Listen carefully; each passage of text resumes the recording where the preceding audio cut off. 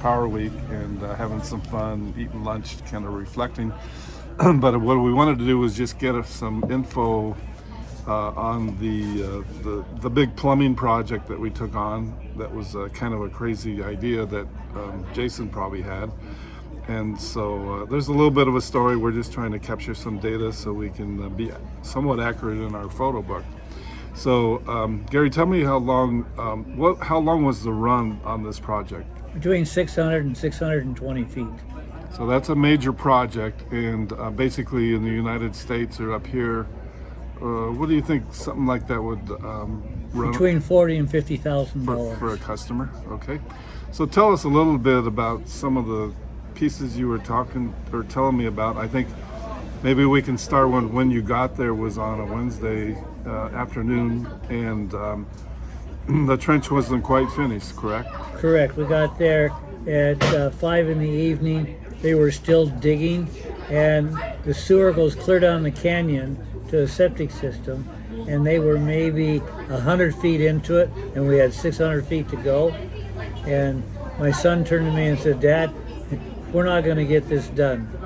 And I said, well, let's get started.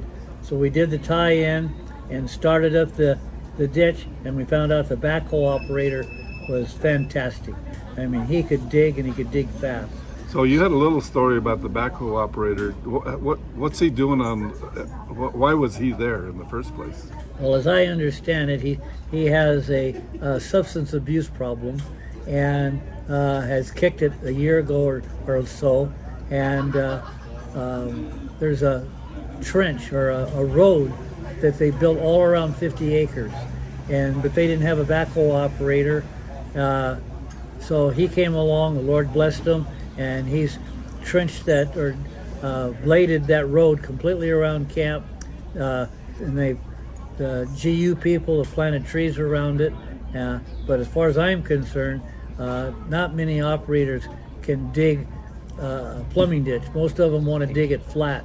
He could do it with grade and fast. So for a layman like me, it sounds like you had 600 feet. They had about 150 feet when you got there? 150 feet, yeah. And you had a supremely good operator who was very skilled at digging a ditch where the slope is very important because of the plumbing project. Is right, that it correct? has to fall at between 1/8 and 1/4 of an inch per foot. And did he get the rest done over another day period or something? 2 days. 2 days, okay. Yeah. So it was barely in time, right? Just in time? We finished it on Friday afternoon. With the digging, and then did the sewer tie-in Saturday morning. And who did you work with on this? I worked with my son Gabe, okay. Who was fantastic, and then Chris Ross, 2 plumbers, okay. And they really put some pipe together. Sweet. They helped tie in the cabins that were there, just some of the tie-ins. There were six 4-inch tie-ins into a 6-inch main. Did you guys run into any problems then on missing parts or? Well, other than fighting the grade in 600 feet, there was one section that's over 100 feet long, and we only had 12 inches of fall. So I mean, it had to be really critically dug.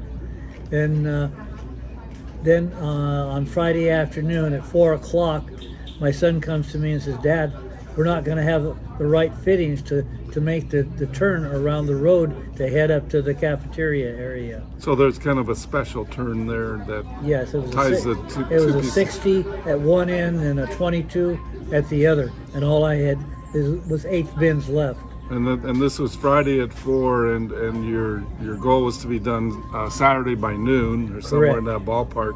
My son. And so you were stuck. Did the project end at that point then, and you just kind of said that's it, or what Well, happened? in the morning for breakfast, we were having breakfast, and a gentleman there introduced himself as the general manager for Ferguson Pipe and Supply. I introduced myself, we shook hands, and that was it. Well, when my son came to me at 4 o'clock in the afternoon and said, "Dad, we're not going to get done. You're going to have to come back next week." And I'm looking, I said, "How? We've got this whole camp shut down, no water, no sewer, and there's all people everywhere."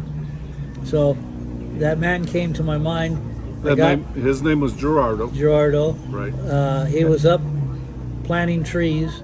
Got a hold of him. I told him the problem, and he said, "Well, let me see what I can do." And he called Ferguson Waterworks in San Diego, ordered the parts. They said, "Well, who do you think you are?" And he says, "I'm your boss. I'm Gerardo, general manager for Ferguson." Well, the tone changed immediately, and they said they had the fittings, and he asked, "Well, leave it outside." And they said, "Well, we don't do that." He says, "I'm not asking you. I'm telling you, leave it outside." And the camp director then left at about 6 that evening, drove to San Diego, picked the parts up outside the building, and brought them back, and we had everything we needed to finish. And that was Jason Schultz. That was Jason Schultz, yeah. And Jason actually was going crazy because we had multiple projects, probably 8 total projects, maybe 9. So anyway, they got back. The parts were there Saturday morning. Yes. And did the parts work? Yeah, everything worked beautifully. We had one further problem. We had 4 sewer lines that came somewhere behind the cafeteria. One from the dormitories, one from the cafeteria, and one from the housing. We had no idea where they were going to tie in at, or how we were going to tie them in live, with caca coming down through it. And as we were digging, we came to a concrete vault. We uncovered it, took the lid off, and there were all 4 lines coming into that vault.